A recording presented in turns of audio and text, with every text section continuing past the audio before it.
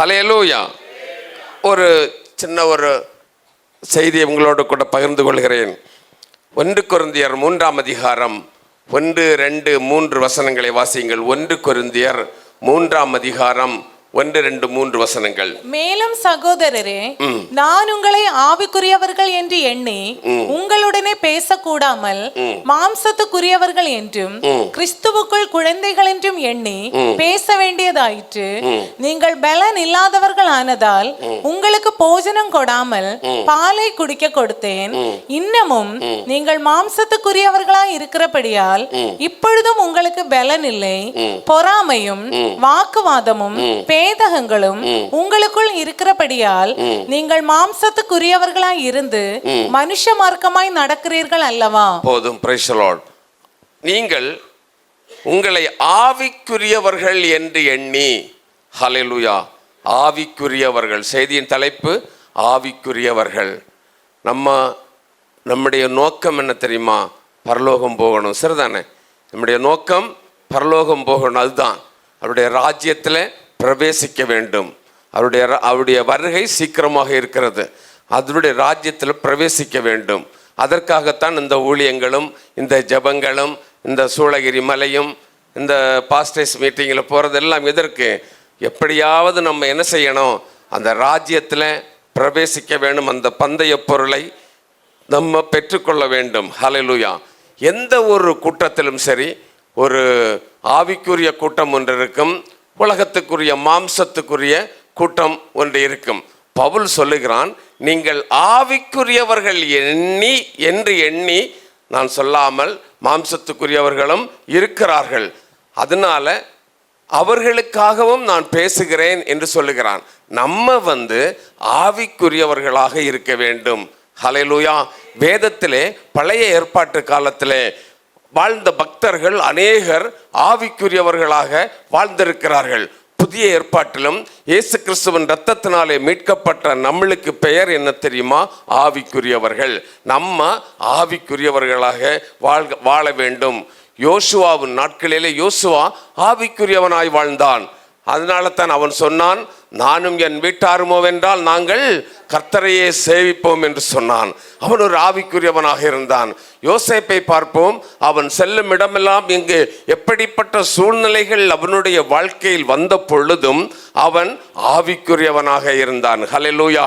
ஆவிக்குரியவனாக யோசேப்பு வாழ்ந்தான் என்று பார்க்கிறோம். அன்பு தேவனுடைய பிள்ளைகள், இப்படி அநேகரை சொல்ல முடியும். இவர்களெல்லாம் யானோக்கை பார்ப்போம், தேவனோடு சஞ்சரித்து கொண்டிருந்தான். இப்படி எல்லாம் ஆவிக்குரியவர்களாக வாழ்ந்து கொண்டு இருந்தார்கள்.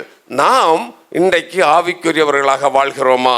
இதைத்தான் நம்ம யோசித்து பார்க்கணும். ஆவிக்குரியவர்கள் எப்படி வாழ வேண்டும், வேதத்திலே ஆவிக்குரியவர்கள் எப்படி வாழ வேண்டும் என்று சொல்லுகிற சில 2-3 குறிப்புகளை நான் வேகமாக சொல்லி உங்களை முடித்து விடுகிறேன். பேசலாம். ஒன்றாவதாக 1 யோவான் 3ஆம் அதிகாரம் 14-15 வசனங்களை வாசியுங்கள். அதுதான் வாசிங்க. நாம் சகோதரரிடத்தில் அன்பு கூறுகிறபடியால் மரணத்தை விட்டு நீங்கி ஜீவனுக்கு உட்பட்டிருக்கிறோம் என்று அறிந்திருக்கிறோம். சகோதரனிடத்தில் அன்பு கூறாதவன் மரணத்திலே நிலை கொண்டிருக்கிறான். போதும். ஆவிக்குரியவ ஒரு மனுஷன் என்று சொன்னால் நீங்களும் நானும் ஆவிக்குரியவர்கள் என்று நம்ம சொல்லிக் கொள்ளுகிறோம். சரிதானே? நம்ம ஆவிக்குரியவர்கள் என்று சொல்லிக் கொள்ளுகிறோம். வேதம் சொல்லுகிறது, ஆவிக்குரியவர்கள் என்ன செய்ய வேண்டுமாம்? சகோதரரிடத்திலே அன்பு கூற வேண்டும். ஹல்லேலூயா. ஆமென். நாம் எப்படி இருக்கிறோம்? அன்பு தேவனுடைய பிள்ளைகளை, நம் ஆவிக்குரியவர்கள் என்று சொன்னால் சண்டை, போட்டி, பொறாமை, எரிச்சல் இவைகள் நம்முடைய வாழ்க்கையிலே இருக்கக்கூடாது. இருந்தால் பரலோகம் செல்ல முடியாது. ஆவிக்குரியவர்கள் தன் சகோதரனிடத்திலே அன்பு கூறுகிறவர்களாக இருக்க வேண்டும். ஹல்லேலூயா. நாம் எப்படி இருக்கிறோம்? நம்முடைய வாழ்க்கை எப்படி இருக்கிறது? அன்பு தேவனுடைய பிள்ளைகளே, நாம் ஆவிக்குரியவர்கள். எப்படியாவது ராஜ்யத்தில், அவருடைய ராஜ்யத்தில் போய் பிரவேசிக்க வேண்டும். அவருடைய வருகை மிக சீக்கிரமாக இருக்கிறது. இது உலகத்தின் கடைசி நாட்களில் நம்ம வாழ்ந்து கொண்டிருக்கிற நாட்களில் ஆவிக்குரியவர்கள் என்று சொல்லிக் கொள்ளுகிற நாம் ஆவிக்குரியவர்களாக வாழ்ந்து கொண்டிருக்கிறோமா? நம்முடைய வாழ்க்கை எப்படி இருக்கிறது? நாம் அந்த நாட்களில் ஜெபிக்கிறோம், சரிதான், உழைக்கிறோம், சரிதான், ஆண்டவருக்காக எல்லாம் செய்கிறோம் சரிதான். ஆனால் நாம் ஆவிக்குரியவர்கள் என்று சொல்லிக் கொள்கிறோம். நம்முடைய வாழ்க்கை ஆவிக்குரிய வாழ்க்கையாக இருக்கிறதா? வேதம் சொல்லுகிறது, தன்னுடைய சகோதரனிடத்தில் என்ன செய்ய வேண்டும்? அன்பு கூற வேண்டும். ஹல்லேலூயா. இன்றைக்கு எத்தனை பேர் அன்பு கூறுகிறாங்க? ஒரு சின்ன காரியத்திற்காக சகோதரனை பகைக்கிறவன் இருக்கிறான். சகோதரன் என்று சொன்னால் சொந்த சகோதரன் அல்ல, ஆவிக்குரிய சகோதரன் யாரா இருந்தாலும் சரிதான். வேதம் சொல்லுகிறது சகோதரனை பகைக்க கூடாது. 1 யோவான் 4 அதிகாரம் 7 வசனத்தை வாசித்து பாருங்கள். 1 யோவான் 4:7. பிரியமானவர்களே, ஒருவரில் ஒருவர் அன்பாய் இருக்க கடவோம். ஒருவரில் ஒருவர் நம்ம என்ன செய்ய வேண்டுமாம்? அன்பாய் இருக்க கடவோம். அன்பா இருக்கிறோமா? யோசித்து பாருங்க. அன்பா இருந்த நம்ம ஆவிக்குரியவர்கள். ஒருவருக்கு ஒருவர் போட்டி, சண்டை, பிரச்சனை, நாம் பெருசா நீ பெருசா, இப்படி வாழ்ந்த எல்லாம் ஆவிக்குரிய வாழ்க்கை அல்ல. அது பரலோகம் செல்லும் வாழ்க்கை அல்ல. இயேசு, வேதம் சொல்லுகிறது, இயேசு சிலுவை மரணம் வரையில் தன்னை தாழ்த்தினார். தன்னை கன்னத்தில் அடித்தவனையும் அவர் மன்னித்தார். காரி உமிழ்ந்தவனையும் அவர் மன்னித்தார். மன்னித்தார். பிதாவே, இவர்கள் செய்வது இன்னதென்று அறியாததால் இவர்களை மன்னியும் என்று சொன்னால், அதை போல இயேசுவை போல நாமும் வாழ வேண்டும். அதுதான் ஆவிக்குரியவர்கள். ஹல்லேலூயா. நம்முடைய வாழ்க்கை, ஆவிக்குரிய வாழ்க்கை எப்படி இருக்கிறது? Price the Lord. ஒருவரில் ஒருவர் நாம் அன்பாய் இருக்கிறோமா? நம்முடைய வாழ்க்கை, ஹல்லேலூயா, நம்மை நாமே காலை வேளையிலே ஆராய்ந்து பார்க்க வேண்டும். நாம் ஆவிக்குரியவர்கள் தானா? எல்லாம் வருகிறோம், பிரசங்கங்கள் கேட்கிறோம், ஜெபிக்கிறோம், நல்லதுதான். ஆனால் நாம் ஆவிக்குரியவர்களாக வாழ்ந்து கொண்டிருக்கிறோமா? எக்காலம் கேட்கும் பொழுது அவரோடு கூட செல்லுவதற்கு நம்ம தகுதியுள்ளவர்கள் தானா? நம்மை நாமே ஆராய்ந்து பார்க்க வேண்டும். Praise the Lord. ஹல்லேலூயா. வெறுமனே வந்து வெறுமனே போறதல்ல. நம்ம ஜெபிக்கிறோம் சரிதான், கர்த்தர் கேட்கிறார் சரிதான், பதில் கொடுக்கிறார் சரிதான். இன்னைக்கு காலையில் வரும் பொழுதும் ஒரு சகோதரி வந்து சொன்னாங்க, அவர்களுடைய மகளுக்கு வேலைக்காக பாஸ்டர் கிட்ட சொல்லியிருந்தாங்களாம். என்ன கேட்டே சொல்லியிருந்தாங்க. எல்லாரும் ஜெபிச்சாங்க. நம்ம தனி ஜெபத்தில் ஜெபிச்சிருப்போம்.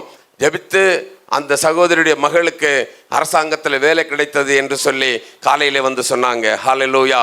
அன்பு, ஜெபத்தை ஆண்டவர் கேட்கிறாரு. ஹல்லேலூயா. போன வாரம் ஒரு சிஸ்டர் சாட்சி சொன்னாங்க, கேட்டிங்களா? வந்தாங்க, ஜெபிச்சாங்க, ஆண்டவர் அவர்களுக்கு ஒரு குழந்தையை கொடுத்தாரு. ஆண்டவர் ஜெபத்தை கேட்கிறார். ஆனால் ஜெபத்தை கேட்டு அற்புதங்கள் எல்லாம் நடக்கும் சரிதான். ஆனால் நம்ம ஆவிக்குரியவர்களாக இருக்கிறோமா என்பதை யோசித்து பார்க்க வேண்டும். தன் சகோதரனிடத்தில் அன்பு கூற வேண்டும். ஹல்லேலூயா. அன்பு கூற வேண்டும். அவன்தான் ஆவிக்குரியவன். நம்முடைய வாழ்க்கை எப்படி இருக்கிறது? அன்புள்ள வாழ்க்கை இருக்கிறதா? பெற்றோரிடத்தில் அன்பு காட்டுகிறோமா? குடும்ப அங்கத்தினரிடத்தில் அன்பு காட்டுகிறோமா? யோசித்து பார்க்கணும். நம்ம நல்லா செய்கிறோம், கரெக்டு தான். ஆனால் அன்பு நமக்கு இல்லை என்றால் வேதத்தில் சொல்லப்படுகிறது ஒன்றுமே இல்லை. அதனால தான் நாம் அன்புள்ளவர்களாக இருக்க வேண்டும். ஹல்லேலூயா. சகோதரனிடத்தில் அன்பு கூறுகிறவர்கள் தான் ஆவிக்குரியவர்கள். இரண்டாவதாக நான் சுருக்கமாக சொல்லிவிடுகிறேன். இரண்டாவதாக மத்தேயு 6 அதிகாரம் 14-15 வசனங்களை வாசியுங்கள். மத்தேயு 6 அதிகாரம் 14-15 வசனங்கள். மனுஷருடைய தப்பிதங்களை நீங்கள் அவர்களுக்கு மன்னித்தால் உங்கள் பரமபிதா உங்களுக்கும் மன்னிப்பார். நம்ம மற்றவர்களை என்ன செய்ய வேண்டும்? மன்னிக்கிறவர்களாக இருக்க வேண்டும். அதுதான் ஆவிக்குரியவர்கள். ஆவிக்குரியவர்கள் மற்றவர்களை என்ன செய்ய வேண்டும்? மன்னிக்க வேண்டும். Praise the Lord. மருமகளா மன்னிக்க வேண்டும், மாமனாரா மன்னிக்க வேண்டும், மாமியாரா மன்னிக்க வேண்டும். Praise the Lord. மன்னிக்கிற சுபாவம் நமக்கு இருக்க வேண்டும். இயேசுவை போல நம்ம வாழணும். யானோக்கை போல தேவனோடு சஞ்சரிக்க வேண்டும் என்று சொன்னால் வேதம் சொல்லுகிறது மன்னிக்கிற ஒரு சுபாவம் நமக்கு இருக்க வேண்டும். சிலர் சொல்லுவாங்க, நான் என்ன செய்வேன்? செத்தாலும் மன்னிக்க மாட்டேன், மறக்க மாட்டேன். செத்ததுக்கு அப்புறம் மன்னிச்சா என்ன, மறந்தா என்ன? ஹல்லேலூயா. அதனால தான் ஆண்டவர் சொல்றாரு, உயிரோடு இருக்கும் தான் மன்னிக்கணும், மறக்கணும். Price the Lord. அதனால தான் வேதம் சொல்லுகிறது மற்றவர்களை மன்னிக்கிற ஒரு சுபாவம் நமக்கு இருக்க வேண்டும். நீங்கள் ஆதியாகமம் 50 அதிகாரம் 16-17 வசனத்தை வாசித்து பாருங்கள். ஆதியாகமம் 50 அதிகாரம் 16-17 வசனம். உம்முடைய சகோதரர் உமக்கு பொல்லாங்கு செய்திருந்தாலும் அவர்கள் செய்த துரோகத்தையும் பாதகத்தையும் நீர் தயவு செய்து மன்னிக்க வேண்டும் என்று. இங்க பாருங்க, யோசேப்பை தன்னுடைய சகோதரர்கள் என்ன செய்தார்கள்? பாழும் கிணற்றிலே போட்டார்கள். அங்கிருந்து அடிமையாக அவன் விற்கப்பட்டான். பொத்திப்பேரின் அரண்மனையில் வருகிறான். பிறகு அவன் என்ன செய்கிறான்? காலம் வந்த பொழுது அவன் அந்த எகிப்துக்கு இரண்டாவதவனாக மாறுகிறான். சரிதானே? அங்கே கானான் தேசத்திலே பஞ்சம் ஏற்பட்ட பொழுது இந்த யோசேப்பினுடைய குடும்பம் எல்லாம் பஞ்சம் பிழைப்பதற்காக எங்க வருது? எகிப்துக்கு வருகிறார்கள். நாட்கள் போகிறது. அங்கே யோசேப்பினுடைய தகப்பனார் இறந்து போகிறார். அதற்கு பிறகு அந்த சகோதரர்கள் என்ன நினைக்கிறார்கள் தெரியுமா? இவன் பழச ஞாபகத்தில் வச்சுக்கிட்டு நம்மளை பழி வாங்குவான். பயம் அவர்களுக்குள்ளே வருகிறது. சகோதரர்களுக்குள்ளே, யோசேப்பின் சகோதரர்களுக்குள்ளே பயம் வருகிறது. ஒருவேளை எங்க அப்பா காலத்துக்கு அப்புறம் இவன் எங்களை கொண்டு விடுவானோ, பழி வாங்கி விடுவானோ என்று சொல்லி பயம் வருகிறது. அப்போதான் 20-21 வாசிங்க. அதே இதில் 50-20-21 ஆதியாகமம் 50. நீங்கள் எனக்கு தீமை செய்ய நினைத்தீர்கள். நீங்கள் எனக்கு தீமை செய்ய நினைத்தீர்கள். தேவனோ இப்பொழுது நடந்து வருகிறபடியே வெகு ஜனங்களை உயிரோடே காக்கும்படிக்கு அதை நன்மையாக முடிய பண்ணினார். ஹல்லேலூயா. அவன் என்ன செய்யறான்? அடுத்து நம்ம கீழே வாசிக்கும் பொழுது தன் சகோதரர்களிடத்தில் சொல்றான், நான் உங்களுக்கு நன்மையை மட்டும்தான் செய்வேன் என்று சொல்லி. ஹல்லேலூயா. அன்பு தேவனுடைய பிள்ளையே, அதனால தான் ஒரு ஆவிக்குரியவன் மற்றவர்களை மன்னிக்கிறவர்களாக இருக்க வேண்டும். ஆவிக்குரியவனுடைய சுபாவம். நான் ஒரு ஆவிக்குரியவன் என்று சொன்னால், நான் ஆண்டவரை ஆராதிக்கிறவன் என்று சொன்னால், ரட்சிக்கப்பட்டவன் என்று சொன்னால், இயேசுவுக்காக வாழுகிறேன் என்று சொன்னால், ஒரு தேவனுடைய பிள்ளை என்று சொல்லி நம்மை சொல்லிக் கொள்ளுவோம். ஆனால் நாம் என்ன செய்யணும்?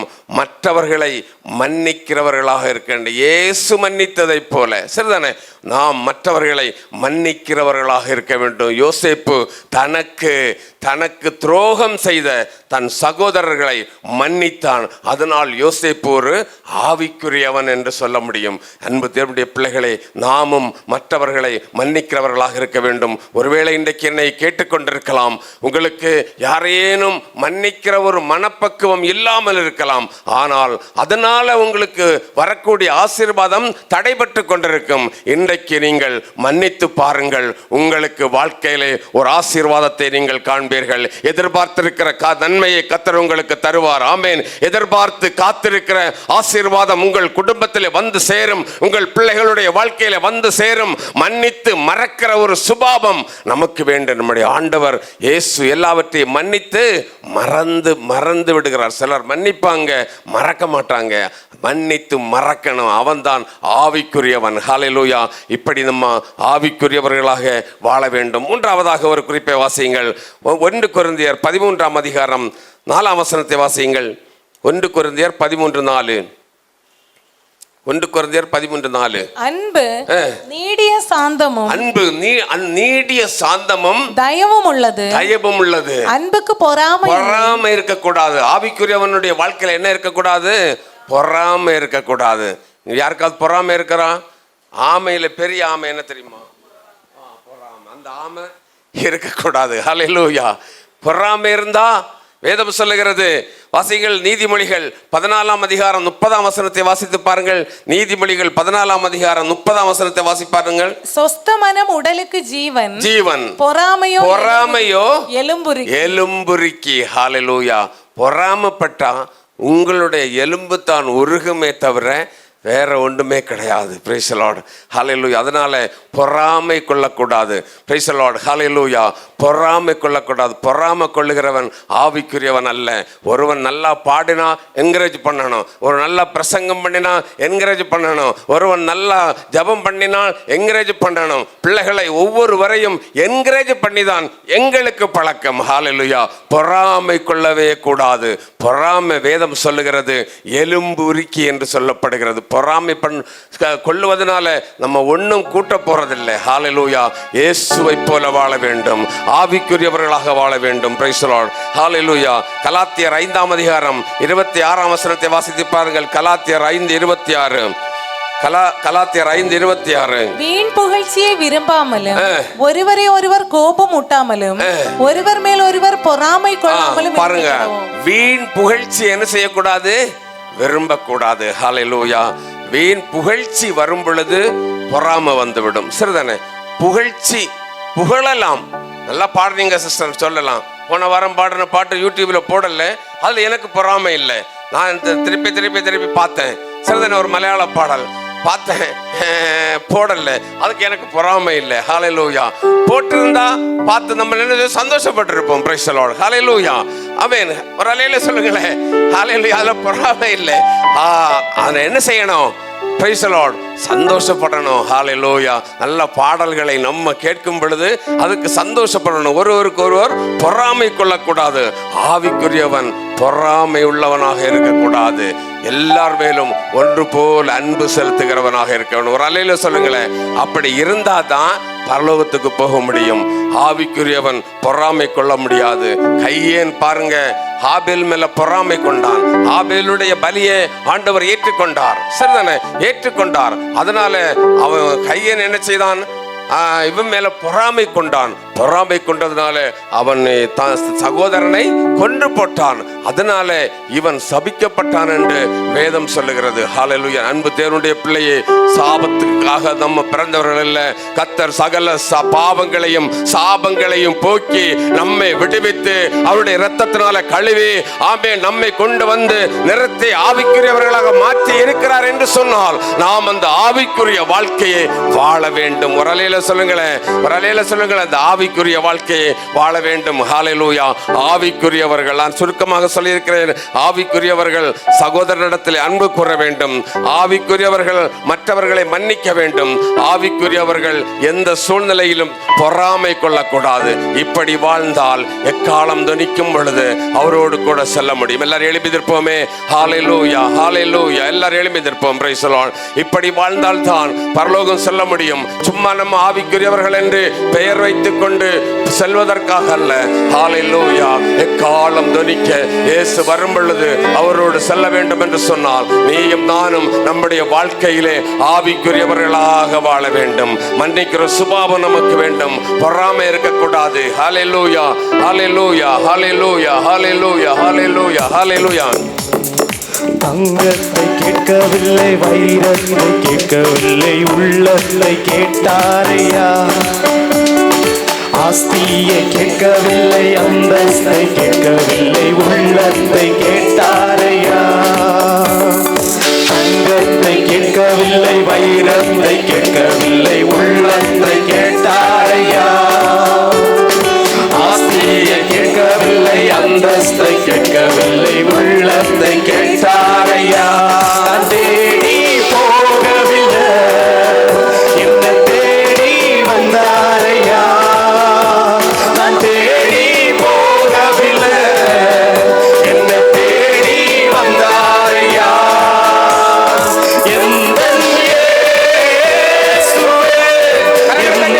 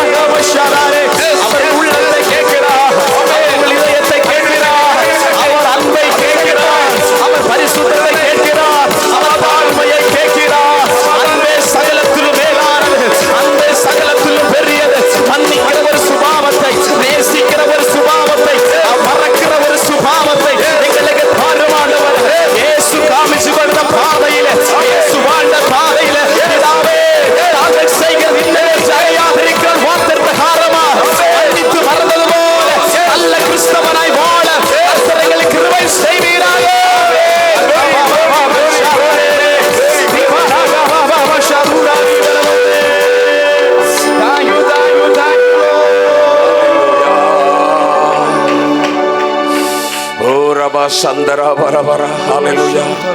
ஆமென். கர்த்தர் அப்படி ஒரு ஆவிக்குரியவர்களாக வாழ கர்த்தர் கிருபை செய்வாராக. எல்லார் கரங்களை உயர்த்தி ஆண்டவருக்கு ஸ்தோத்திரம் சொல்லுவோம். ஸ்தோத்திரம் ஸ்தோத்திரம் ஸ்தோத்திரம் ஸ்தோத்திரம். எங்களை அதிகமாய் நேசிக்கிற நல்ல கர்த்தாவே, இந்த நல்ல வேளைக்காக உமக்கு ஸ்தோத்திரம் ஆண்டவரே. இந்த இயேசு நல்லவர் ஊழியத்தின் வாயிலாக ஆண்டவரே நம்முடைய சமூகத்திலே கூடி வரவும் ஆண்டவரே, நாங்கள் தொடர்ந்து தேசத்திற்காக, சபைகளுக்காக, ஊழியங்களுக்காக, குடும்பங்களுக்காக, சூளகிரி மலைவாழ் மக்கள் மத்தியிலே நடக்கிற ஊழியங்களுக்காக ஆண்டவரே, பாஸ்டர் புனிதராஜுக்காக எல்லாருக்காக ஜெபிக்க ஆண்டவர் செய்த மேலான கிருபைக்காக உமக்கு ஸ்தோத்திரம் செலுத்துகிறோம் ஆண்டவரே. எங்கள் ஜெபத்தை எல்லாம் கேட்டு ஆண்டவரே, கடந்த நாட்களில் பதில் கொடுத்ததை போல ஆண்டவரே, இந்த நாட்களிலும் ஆண்டவரே எங்கள் ஜெபத்திற்கு பதில் கொடுத்தர வேண்டும் என்று ஜெபிக்கிறோம் ஆண்டவரே. வந்த ஒவ்வொரு பிள்ளைகளையும் நீர் அபரிமிதமாய் ஆசீர்வதித்தல்வீராக. இவர்கள் தேவைகள் எல்லாம் சந்திக்கப்படுவதாக ஆண்டவரே. எல்லா நன்மைகளினாலும் நிறைத்தல்வீராக ஆண்டவரே. வியாதியோடு வந்திருக்கிற பிள்ளைகளை இந்த வேளையிலே இயேசு கிறிஸ்துவின் நாமத்தினாலே ஆமென், வியாதிகள் அகற்றப்படுவதாக.